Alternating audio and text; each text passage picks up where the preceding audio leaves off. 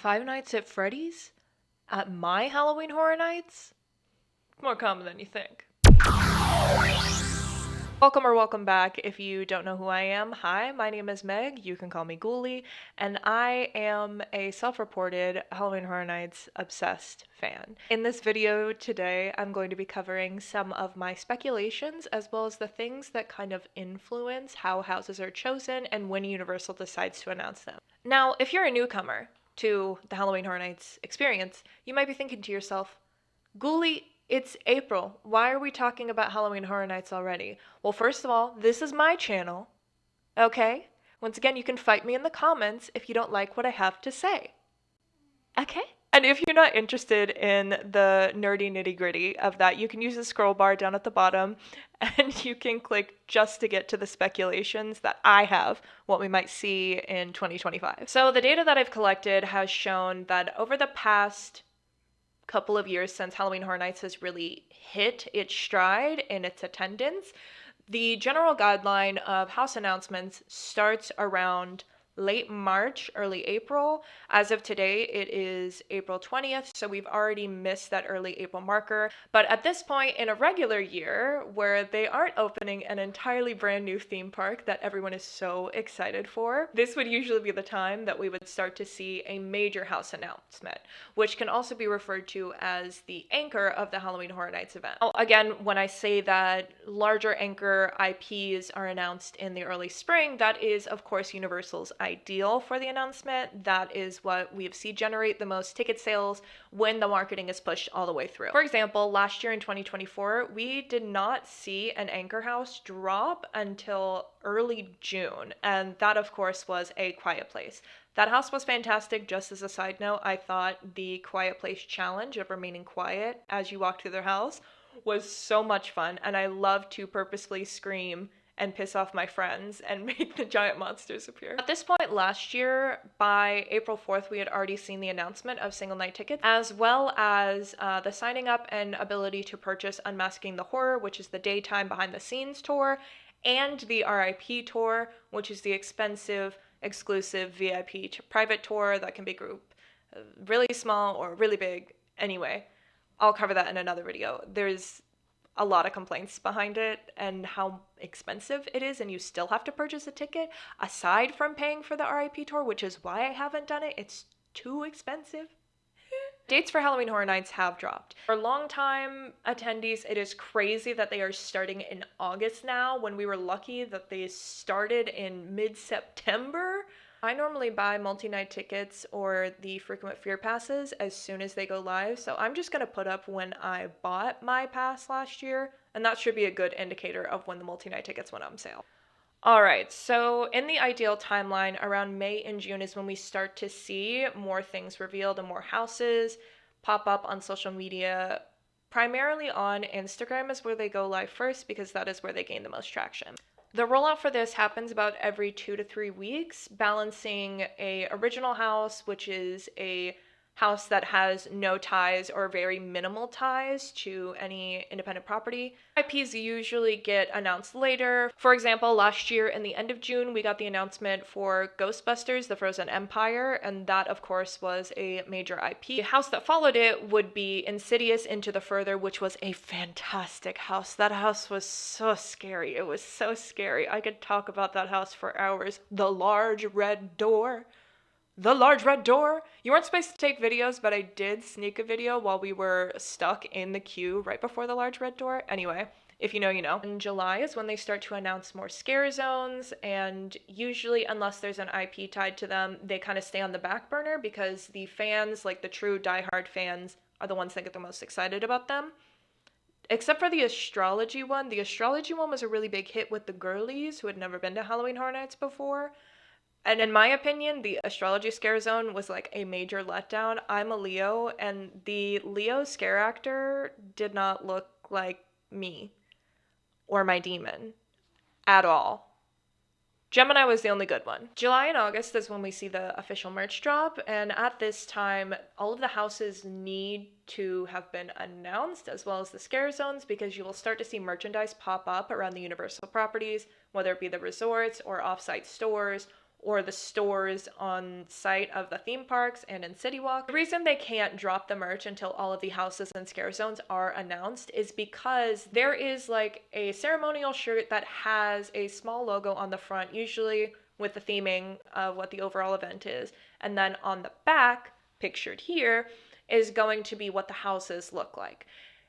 If you're a fan, I'm assuming you have a couple of these. If you are new and you're like getting really excited about Halloween Horror Nights, I highly recommend that you get one of these shirts. It's also a good point of reference because on some occasions people will ask me, what is your favorite Halloween Horror Nights house or what's your favorite year? And I can actually think of the shirt before I can think of the actual year. Reference material, it comes in spades. So if this is like kind of the ideal formula in order to generate the most amount of buzz for Halloween Horror Nights, why are they not following it right now? Okay, so here's my thoughts. Here are my thoughts on that. Number one, the obvious, as I have already said, Epic Universe is slated to open and have its premiere day May 22nd of 2025, which is that's a very large like amount of money that they are going to be receiving when people purchase these tickets and go into the new theme park because everything is brand new. Everything is brand new and it looks so incredibly cool and I cannot wait to go, but I'm going to wait to go because the first year is always a disaster. Anyway. Later this year, we also have the new Las Vegas semi-permanent attraction opening, and they have already announced some of the houses for it, which I believe Revenge of the Scarecrow is a fixture house, as well as classic Universal monsters. So that has kind of taken up some of the publicity that Universal would normally push Halloween Horror Nights on for this first part of the year. That to say, number one is it's a marketing strategy, and the hype cycle is something that you can predict and control to a certain extent. There are fans who are kind of being distracted by the new shiny object, which is the Dark Universe at Epic Universe. But me personally, I'm like, yeah, that's great. I'm not going there this year, but I am going to Halloween Horror Nights. I already have my hotel reserved. Start dropping some announcement, boys. Start dropping some announcements, boys. Thank you. The second reason why we are maybe experiencing delays or will be experiencing delays is licensing and contracts.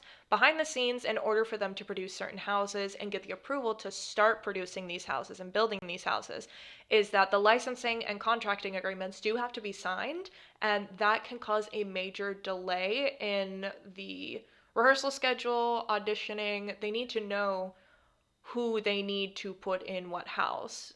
And we'll get to auditioning in another video because as a person who has a theater degree and has done acting for most of their life and works in a theater currently, the auditioning portion for Halloween Horror Nights is an extremely interesting process to me. And to this day, I am still astounded by some of the choices that they make. Number three is the timing for competing events. We have Hallow Scream, we have Mickey's Not So Scary, and then other small events that may be happening in the area. You might not think that like a theater doing Rocky Horror Picture Show for the second year in a row could affect and influence the rollout timeline for Halloween Horror Nights, but it does. Also, Rocky Horror used to have a semi-permanent fixture at Universal Halloween Horror Nights in Orlando where it was a stage show condensed into 45 minutes and it was absolutely... I miss it, but now that has been taken over by the wonderful Fast and Furious ride. Such a disappointment. The fourth thing that can really affect the rollout for the house announcements or general announcements regarding Halloween Horror Nights is internal leaks. They want it to be so serendipitous, but really they are masters of marketing, so don't forget, I guess. Lastly, something that can affect the Horror Nights announcement timeline genuinely can just be operational issues, seasonal ticket goals, anything that has to do with the money end for the actual park itself, not just the event. So they do have to look at the holistic picture for Universal specifically, not just Universal Islands of Adventures, Volcano Bay, the new and wondrous looking Epic Universe. Those things are going to have a large effect as to what capacity the team members can have in order to manage these announcements and respond to comments and blah, blah, blah, blah.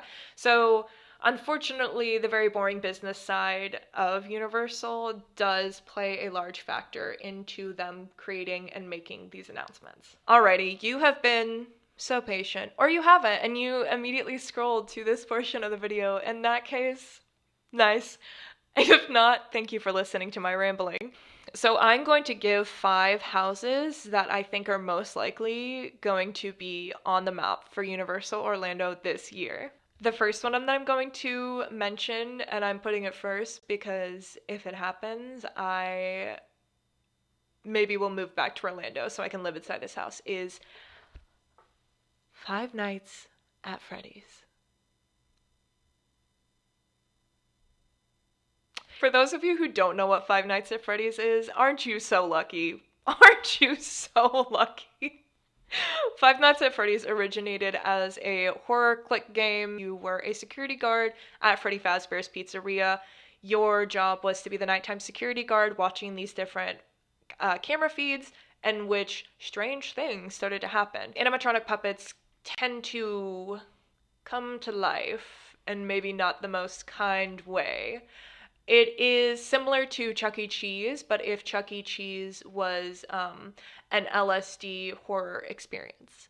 So there's that. Just for a bit of context, you needed to know that because not only is there a video game, there is also a movie that came out in 2023 starring that little boy from Bridge to Terabithia, Josh Hutcherson. The Five Nights at Freddy's film, which came out in 2023, was an adaptation of like a couple of the video games. There are so many Five Nights at Freddy's. I'm a real fan, but I could genuinely not name all the games and all of its offshoots. So, the film adapts the basic storyline of Five Nights at Freddy's, the overall with Michael Afton and the nighttime security guard, as well as the 4 main animatronics, Bonnie, Chica, Foxy, and Freddy, of course. How could I forget? How could I forget Freddy? The film takes place in the pizzeria as well as like a mall and Josh Hutcherson's house, but it sticks to the primary story that animatronics come alive at night and are doing, ridiculous activities with Josh Hutcherson's little sister who he's in charge of taking care of. Again, it's just like, I don't want to get into the movie too much, but basically the main point that you need to know and a main driving factor as to why I think Five Nights at Freddy's is finally going to be an anchor house at Halloween Horror Nights is, did you see who's going to be playing Henry Emily? Did you see who's going to be playing Henry Emily? It's Skeet Ulrich. Skeet of Scream and also Riverdale for some reason. Well, Matthew Lillard plays the main villain. Let's call it what it is. In the video games, they start off as best friends, obviously, and then they turn into adversaries, and then it's just like pure hatred between the two of them. And as the majority of us know, Skeet Ulrich and Matthew Lillard also played besties in the original Scream. I think this is going to be an incredible second movie. I think they're going to redeem themselves from some of the mistakes that they made in the first one, but we'll see. Anyway, I think with all the buzz of Matthew Lillard and Skeet Ulrich returning to the screen together, I think that's going to be a major reason, even if they don't say it. All that to say, I think Five Nights at Freddy's being an anchor house is almost guaranteed, like 90%. If I'm wrong, don't rub it in my face, because I really have always wanted this to happen, and I'll be very upset if we don't get it soon. If not this year, when, Universal? If not this year, when, Universal? My second speculation is Fallout. I don't know if it's going to be the game or if it's going to be the series that Amazon Prime has created. I don't know. I don't really care. It's horror and post-apocalyptic, and it's somewhat of a puzzle game. It's a lot. It's a lot. Like, it basically has everything that a teenage boy could have wanted in the 2010s. It was perfect. Theming is fantastic. There are still diehard fans of the video game, but like I said, recently a series came out depicted around the world in which Fallout takes place, and it was really well received by the masses. Fans don't just wait a second, okay? By the masses, which is why I think it might be in the queue for a house this year, or why we are more likely to see that versus The Last of Us. I just don't think it's happening again this year, guys. We had The Last of Us house. It was really good. With season 2 coming out, I know there's going to be more hype around it. However, the theming and the tie-ins that they can do with Fallout, I think are going to give them more dollar than The Last of Us would. Mind you, last year, the big get, which sold out almost immediately, was the Mr. Puff s'mores. And that was tied in with Ghostbusters. I think Fallout has a really big potential to have one, fantastic merch, but more importantly, delicious food. And if we get Nuka-Cola and they put that on the cups, or they have like specialty bottles, I'm sorry, are you not gonna buy them? So, that being said, I know a lot of the diehard fans of Fallout did not like the series, so that's why I say it's either going to be a mix of the series and the video game, or just lean on the series itself. I don't really care. I don't. Five Nights at Freddy's has like more of a wide range of audience that it may serve and create general hype for. Fallout is more geared towards millennials and older Gen Zs who have now watched the series or played the video games with their older siblings. The reason why I, unfortunately to much of the diehard fans' dismay, think that it's going to be centered around the actual series rather than the video games. I'm sorry. Don't throw tomatoes at me, okay? Their Rotten Tomatoes score was 94%, and their IMDb score was like 8 out of 10. So it's looking like it might be the television series. I'm sorry. It'll still be cool, okay? And you're probably still going to be able to get a Nuka-Cola. Okay, get over it. Get over it. This is one of those things where I'm like, you guys can fight me in the comments about this. Just whatever. I think we are going to see a return of Universal Monsters as a horror house, mostly because they've done it for the past 5 years, and compounded with the opening of Epic Universe and Dark Universe specifically, and the standalone Las Vegas event. I think that there's going to be a lot of crossover when it comes to production of masks and costumes and prosthetics that will make it a little bit of an easier lift for the artistic team. Now, I could be wrong. I don't think I'm wrong, though. And I'm very excited because I love the classic monsters. Bride of Frankenstein.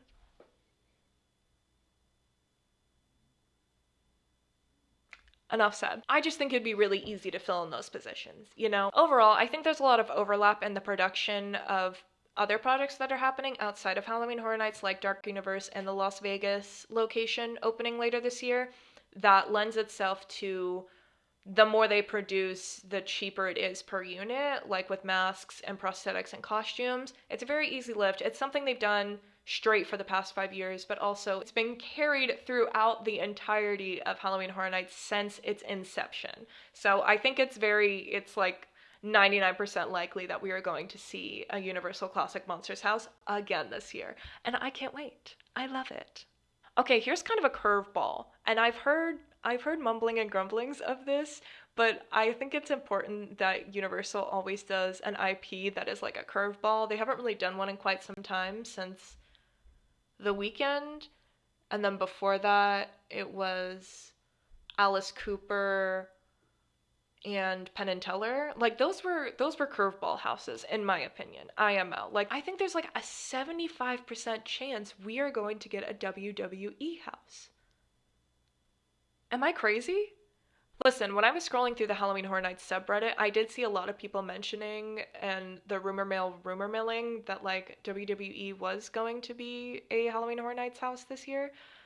I think it would be extremely interesting, and I think that would be like so challenging for the artistic team to create, and like what would the storyline be?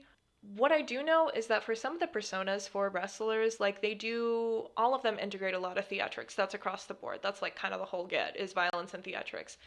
But with some personas specifically, they do rely on elements of horror and like gore and outlandish violence as a part of their persona. I think that it could also go like the Criminal Minds route, where, you know, we see them in the locker room, they're like, I need this money, Jimmy. I need this money real bad. And then they go to extreme lengths in order to win a match. It would be interesting. I don't know. Anything is possible. Anything is possible, okay? Now, this one is kind of a shot in the dark, and I am only including it on this year's speculation list because I think it would just be like so funny. It is a Universal IP, and that is Scooby Doo in the Mystery Gang. I don't think it would be a serious house. I think it would be something more like Ash versus the Evil Dead or Goblin Feast, like we had last year. Side note, Goblin Feast was a horrible house. I'm not afraid of short people. Why am I going to be afraid of these little goblins running around? I can kick them and then game over. I'm 6 foot, okay? Not intimidated by short people. I think it is a good chance that we might get Scooby Doo because we need a camp house. Bring back a camp house. For those of you who don't know, camp just means like really, really fun, really, really zany, really out there, and like slay, you know? You know? I think it could be saturated in color in the way that Major Sweets Candy Factory and Giggles and Gore was. I also think there's the iconic characters of the Mystery Gang. People could dress up as those characters because it is less of a costume and more just like regular clothes. It's kind of like Disney bounding. Don't hate me because I mentioned the mouse, okay? It's kind of like Disney bounding where their clothes can be plain enough that like no security guard is going to stop you before you go into the event because you're dressed in like full Jason Voorhees attire, you know?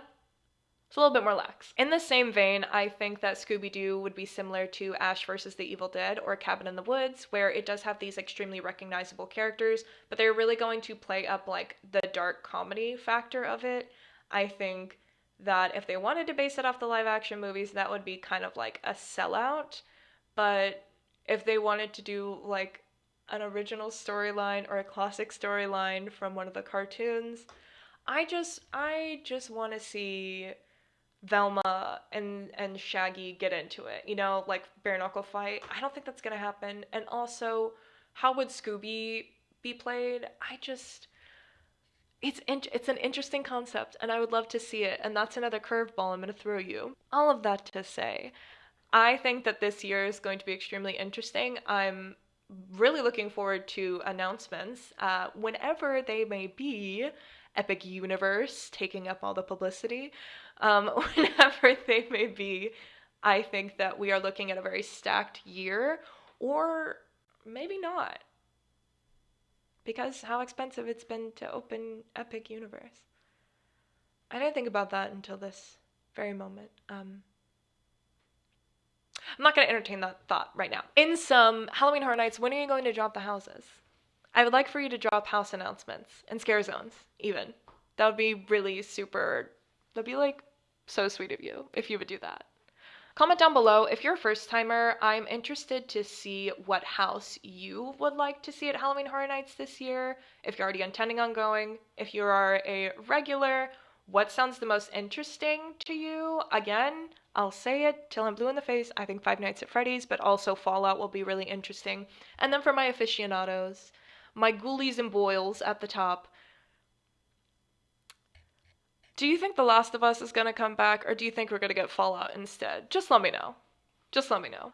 Alrighty, if you haven't already, make sure you hit the slay button. And until next time, I'll see you in the fall.